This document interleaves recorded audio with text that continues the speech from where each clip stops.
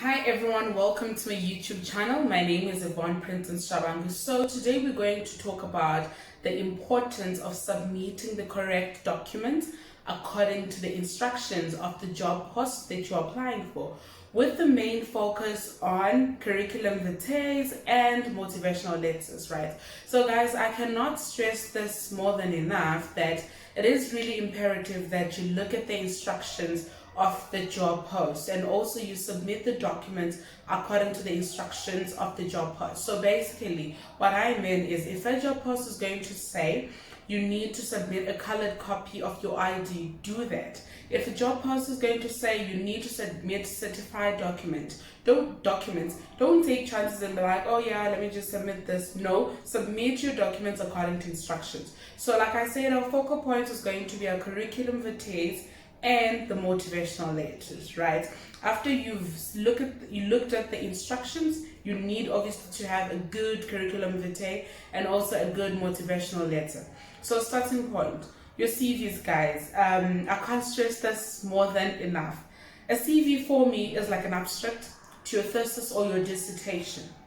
So or an introduction to your research paper, or an introduction to your essay. So basically with an abstract, if I'm going to, on the other end, if I'm the reader, if I'm going to read an abstract that's not interesting, that's not intriguing, then I'm not going to want to read. I'm going to be thrown off. Even when I look at a research paper as a tutor, like some of my students have done research, if your introduction is not telling me what you're on about, if it's not giving me that I want to read more, then by the time I get halfway your research, I'm just bored, So your CVs are like your abstract. So your CVs must be a true reflection of who you really are. They must be as authentic as possible. Just like they must also give the person that is going to read them an idea of who you really are. So a basic synopsis of who you really are, just like an abstract does. Before you go into your whole dissertation or your thesis, you need to have your abstract, and then it obviously elaborates on what you're going to talk about. I think that's also how I look at CVs. It elaborates who you are, what's your business, what's your deal, what can be done for you, or what you can do for other people, right? So guys, it's really important to look at your CV as your best bet, because you might not get any other chance or any other opportunity to actually present yourself or to actually sell your brand. So your CV must be like, you must treat it like a matter of life and death. Be intentional about your CV. So also, guys, I know there's people that make people pay to create CVs for them, which is not a bad idea, because they're in business and stuff like that. But guys, I'm here to tell you that if you don't have money and you can't afford to pay somebody, there is applications that are meant for you. Applications like Intelligent CV, Resume Builder. Those are one of the two best applications for me that I've used, that I've seen, in terms of creating CVs. And those applications have different kind of styles, that you can use to create your CV. And also, those styles, you at least you get to have a big preference. You get to see what your CV can look like. You get to see it before and stuff like that. Sometimes I feel like we have it a bit easier, because back then you had to go to the internet cafe to do all of that, but now you can do it on your phone. All you need to do is punch in your details, right? Now that you've downloaded the app that can help you create or build your CV, you need to research, guys. I can't, the heart of job hunting or looking for a job is thorough research on the companies you want to work for, the companies you're going to attend interviews at. Thorough research. When you've done research about the company and about the role that you're applying for, you will be able to structure your CV in a way that will allow you to get the opportunity to even get an interview. Because also, one thing that actually plays against us as graduates or as job seekers is the fact that we do general CVs, right? We do generic CVs. And we forget that they are automated, especially when you do online applications. They are automated systems that are tailor-made to actually peak potential candidates. So basically those systems look for certain keywords in your CVs, like your key skills, keywords and stuff like that, which is important because when you've done your research, you would know what to put into your CVs. You would know the language to use in your CV. Like for instance, if you're applying for a job as a legal advisor, you need to highlight that you're a good communicator. You have good written communication skills. Also, if you're going to apply for a job as a CA, you need to highlight that you have good drafting skills. Also, when you look at your CV, it should be like a brief, like I said, brief synopsis, which means it doesn't have to be long. You just give a person, like, I don't know how to put, it should be, a starter. It makes you look forward to having a main course. I think, just like a starter, or back to where I started, just like an abstract, So it's very important that your CV looks good. So starting point is really your basics, personal details, which is like your name, surnames, ID numbers, health status, and stuff like that, basic. And then you go into your schooling, which is your education. You go into your achievements, you go into your skills, you go into your references. And guys, please, with your references, don't put fake references there, because other companies have all the time in the world they call. And also, don't put references of people you didn't ask to put as reference, because if you do that, the person is going to be called and they're going to be like, who's Yvonne? I don't know Yvonne. Highlight, give your people that you're going to use as reference a heads up. If it's your principal, alert them that, you are on my CV as a reference. If it's your former supervisor, if it's your law mentor or your mentor, just highlight them so that they know that they can expect a call. Because sometimes you're caught up in your own things, and a person calls you and asks you about a person that you're not even thinking about at that particular time. You're likely to be like, I don't know who's that, So also include your societies, include your references, include your skills, your qualifications. And I can't stress this enough. Be authentic. Be honest about every single thing in your CV.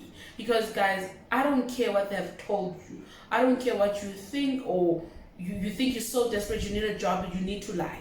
Guys, it really doesn't end well. It ends in tears. It ends in unemployment. It ends in being unemployable. Don't lie on your CVs. Do not lie, because you'll get caught. Too bad. Even if it's 21 years later, you will get caught. Be authentic as possible. And also, use your applications at your disposals, right? At your disposal. So, and then secondly, your motivational letter, or rather your cover letter. Guys, those must be tailor-made, because like I said again, research. Because a company, when they read your motivational letter, they want to see if you align with their goals and visions and missions, right? And also they want to see if you know what they really do, right? So if you are not going to do your research, or if you're going to submit a generic motivational letter, forget it.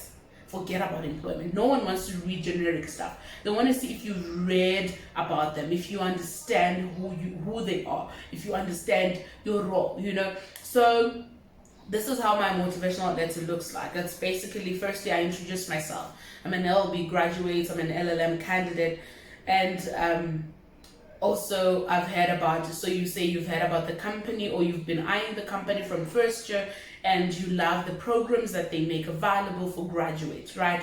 From there, you go in on your skills. You tell them why you are the perfect candidate for this job.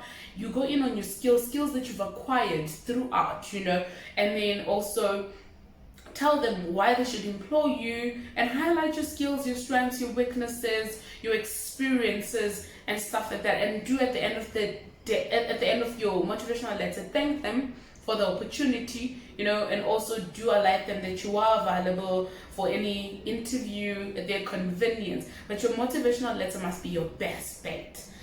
Your CV motivational letters must be your best bet, in the sense that if something happens to you and you're not able to show up for an interview, your CV could be like, you know what, it's fine. We're willing to let her work, or willing to give her a chance to do the CV again, to do the interview again. Even with your motivational letter, it should give the other party who's reading it that thing of saying, you know what, she couldn't make it for the interview, but I best believe that this is a perfect candidate, guys.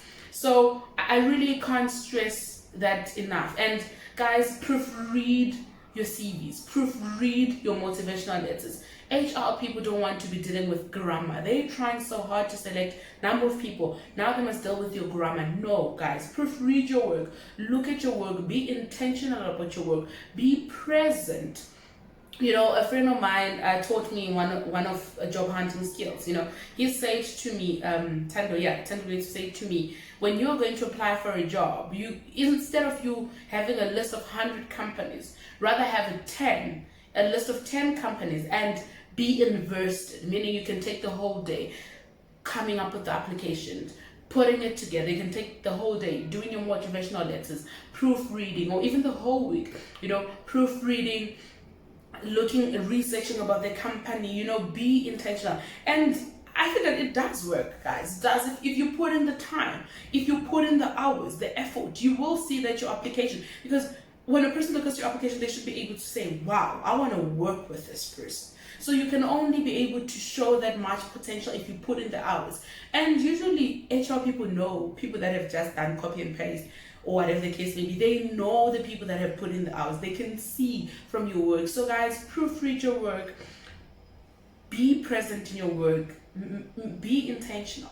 You don't have to make 1,000 applications. You can legit make 100 applications that are best. Give it your quality time. And by quality, I don't mean quantity. Quality time meaning you are there, you are present, you're putting in the hours, you're doing in your research. If they say submit research paper, submit something, you do it wholeheartedly. You are invested in it. You're not just moving, you know, with the wind. So it's important to proofread. And that being said, and I'm not just saying proofread or cross-check your applications just because I'm just trying to clout or anything of sort.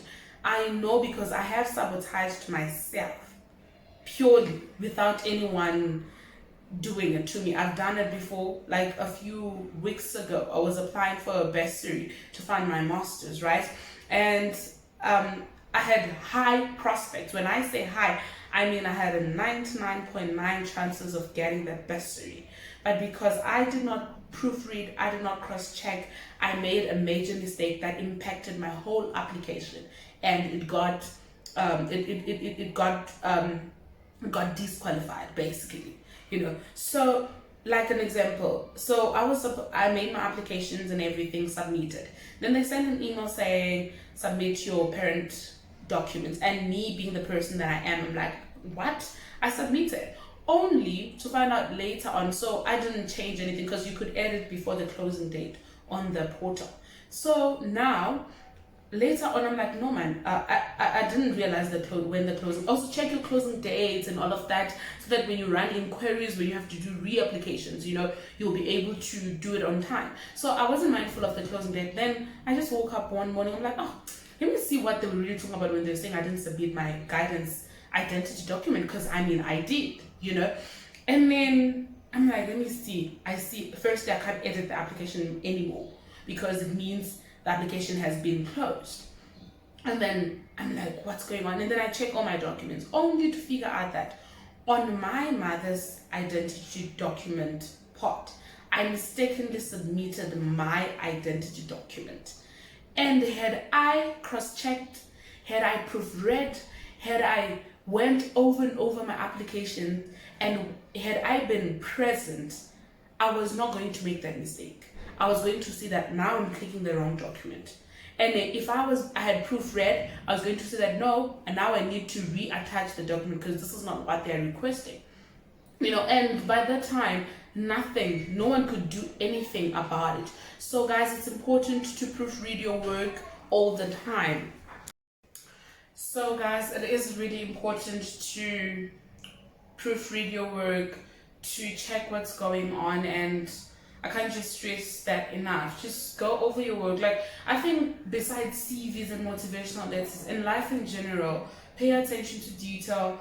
Go through your work, especially if it's written work, you know. If it means you asking the other person to read it for you, do that. Because Honestly, no HR person wants to deal with grammatical issues and stuff like that. And also, somebody asked me, how do you then enhance your CV? Let's just say you don't have experience and stuff like that. And guys, I'll tell you something. Also, recruiters are human beings and they know that we are graduates. We don't have much experience. So, more than anything, be an all-rounder when you're in tertiary, which is why you should also take up on other jobs, retail jobs if you can, if you have the time, if you have the ability, volunteer at different orphanages if you have the time, if you can, volunteer at different companies, tutor people like matriculants. I know a lot of schools don't mind having their former students tutor, students. You can tutor matriculants. That counts as experience. You can put it under your experience, and also it helps you in the process. Don't just say tutored matriculants and you didn't do it. Go and do it. Be there, because also it teaches you accountability. It teaches you a certain skill. It teaches you how to work well with people and stuff like that. So in order for you to enhance your CV, there is no other way, guys. Take on opportunities. Do the most.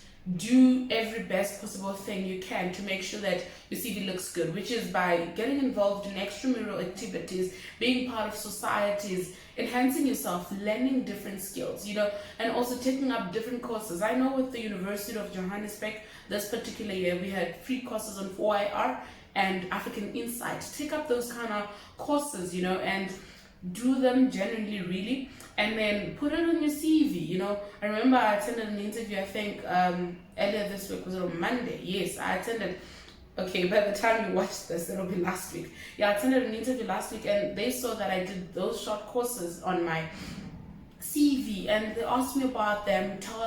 They say to me, so we see that you did these courses, so tell us about these courses. How was it? Did you enjoy them? And I got the opportunity to actually share my experiences, share my lessons and stuff like that. So guys, most of the questions that you're going to encounter in your interview are going to come from your curriculum vitae and your motivational letter. So if you're going to lie, or if you're going to be deceiving, your interview will go south. Because I even remember they asked me, so on one of my my motivational letter does mention that I enjoy traveling and stuff.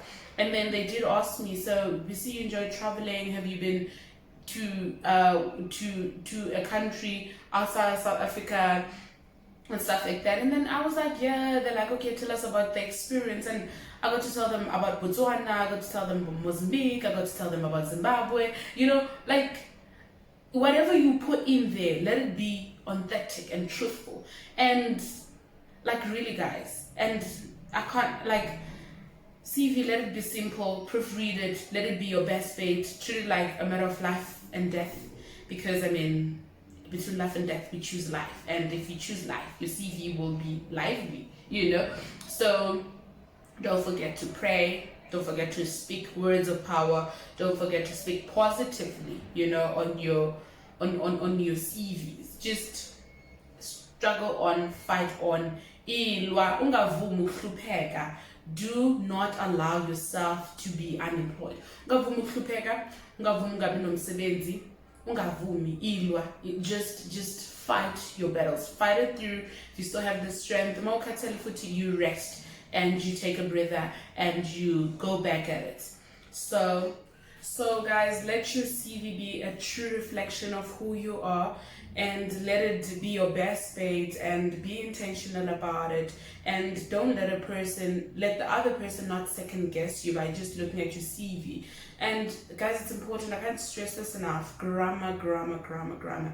Proofread your work more than 10 times if needs be. That's why it's important that you designate days whereby you focus on certain applications or certain companies, so that you are present, you are in there.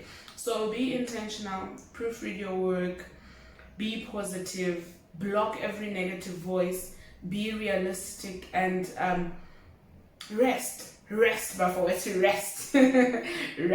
So guys, you are welcome to like, subscribe, share, and comment. And don't forget to switch on the notification button. And don't forget to share your thoughts, your ideas, your experiences. We're all here to learn. I'm sharing, and I'm hoping to learn from you guys as well. Thank you. Love and light to all of you.